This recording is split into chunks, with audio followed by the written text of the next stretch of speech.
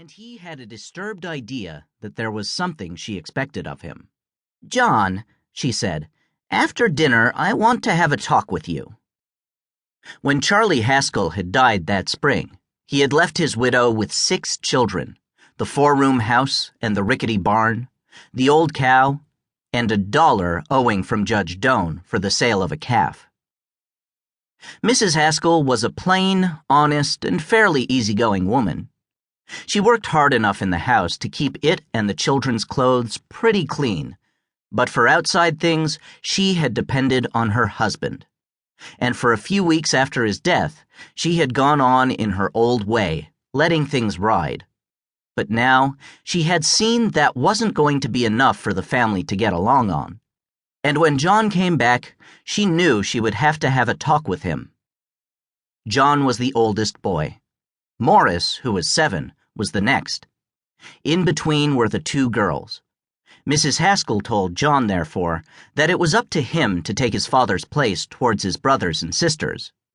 They looked to him for support, she said, and she depended on him.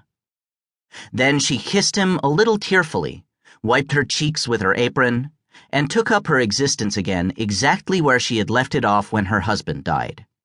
As if by a few words she had settled it in the accustomed grooves for an indefinite time. The sight of her unexpected tears, however, sobered John. He went out of the kitchen and stood a while on the porch. He looked up at his fishing pole once, and then he looked across the yard, where the brown hen and her chickens were picking around in the pigweed. And then he had the idea of going out to look at the corn patch. He found it full of weeds. It was an unusual thing for him to get the hoe without being told to, but he did, and after he had cleaned the first row, he found that it looked much better when you could see the corn. By the time he came in to supper that night, he had 1/4 of the field hoed. He called his mother and sisters out to see what he had done, and listened with pride as they said it looked nice. It was while his mother was looking at the corn that she remembered that they had never collected the $1 from the judge for the calf. She told John that he had better get it that evening. John said quickly, "I couldn't do that, Ma." But Mrs. Haskell said he would have to. "You're the man of the family now," she said. "You've got to tend to the business." John was frightened at the idea of going to the judge's house. In 1830, compared to the small houses in the village, the judge's big stone house across the river was like a palace. John, for one, had never seen the inside of it, but he had seen the lace curtains in the windows and the oil lamps when he went by at night. 2 or even 3 of them in the same room, for Judge Doan was the great man of the district. He owned a vast amount of timberland and held mortgages on most of the farms, and had been a representative of the county. John's mother had brushed his coat for him, but even so it looked very shabby and frayed and outgrown as he knocked on the front door and asked the hired girl if he could see the judge. He had the feeling that it was an impertinence to ask a person like the judge to pay $1, even when he owed it to you. He thought that probably the judge would have him thrown out of the house. But his mother had said they needed the $1 for flour, and that at least he had to try to get it.